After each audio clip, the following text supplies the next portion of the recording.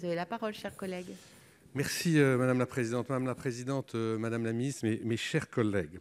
Les projets d'installation de production d'énergie renouvelable se multiplient sur le territoire français.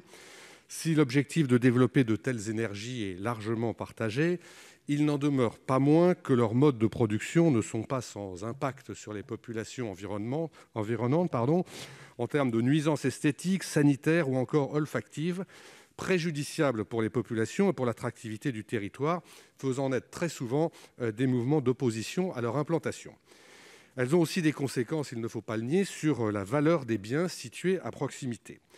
Il est donc nécessaire qu'elles soient réalisées en accord avec les habitants et les élus des territoires concernés, au premier rang desquels les maires, mais ça n'est malheureusement pas le cas, et très souvent ces projets sont menés sans accord des élus concernés. Ces tensions vont s'accroître puisque l'accélération du développement des énergies renouvelables est inscrite dans la programmation pluriannuelle de l'énergie, avec le doublement de la production d'électricité éolienne d'ici 2028 et la création de 7000 mâts supplémentaires d'ici cette échéance. Cette implantation à marche forcée a d'ailleurs conduit le président de la République lui-même, en janvier 2020, à dire, je le cite, que le consensus autour de l'éolien est en train de nettement s'affaiblir dans notre pays. Malheureusement, il n'a pas tiré les conséquences de ce constat. Des projets d'installation de méthaniseurs sont également source d'inquiétudes réelles dans nos territoires. Dans ce contexte, il semble donc indispensable de donner la capacité aux élus municipaux de s'opposer à de telles réalisations. C'est ce que j'ai préconisé dans une proposition de loi que j'ai déposée cet été.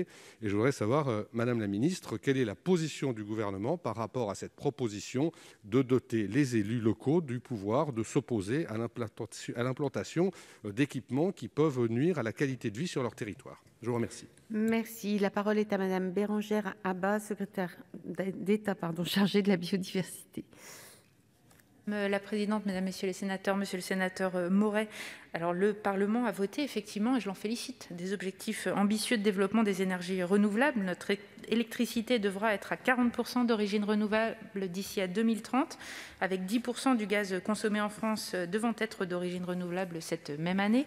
Nous avons besoin de développer ces énergies renouvelables et l'éolien en particulier pour atteindre ces objectifs.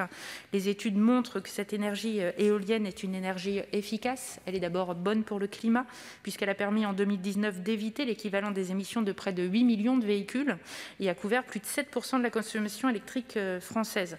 La filière a également permis de créer plus de 20 000 emplois directs ou indirects en France.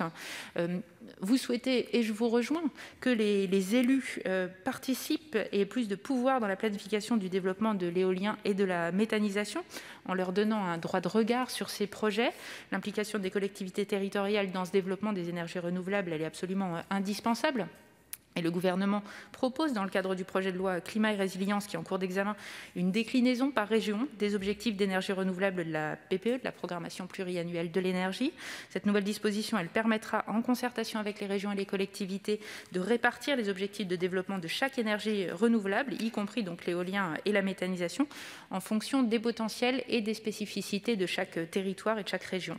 Avec la définition de ces objectifs régionalisés de développement de ces énergies, les territoires disposeront d'une plus grande visibilité à la fois sur les besoins et sur les possibilités de développement des énergies à leur échelle. De plus, la réglementation qui garantit déjà l'implication des élus locaux lors du processus d'autorisation d'une installation éolienne. Cet avis est systématiquement demandé lors de l'enquête publique. La loi d'accélération et de simplification de l'action publique, la loi ASAP, adoptée en 2020, prévoit que les développeurs éoliens transmettent au maire de la commune d'implantation le résumé non technique de l'étude d'impact un mois avant la demande de dépôt de la demande d'autorisation. Et nous travaillons également à l'élaboration d'une charte avec la filière pour associer encore plus les collectivités aux phases préliminaires de ces projets. Je souligne enfin que les documents locaux d'urbanisme à la main des élus locaux, tels que les SCOT et les PLU, concourent aussi à cette implication locale que vous demandez et sur laquelle nous vous rejoignons. Merci.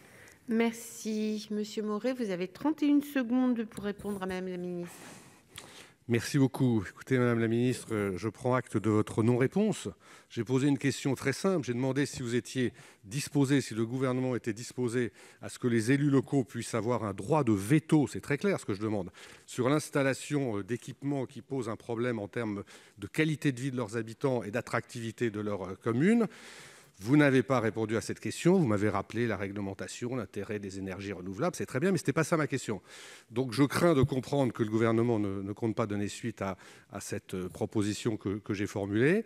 Je voudrais dire que je le regrette parce que je crois qu'on demande de plus en plus aux élus. Ils sont de plus en plus impliqués. Et sur des sujets aussi fondamentaux que cela, on est en capacité aujourd'hui de faire sans leur autorisation. De mon point de vue, ça n'est pas acceptable. Merci.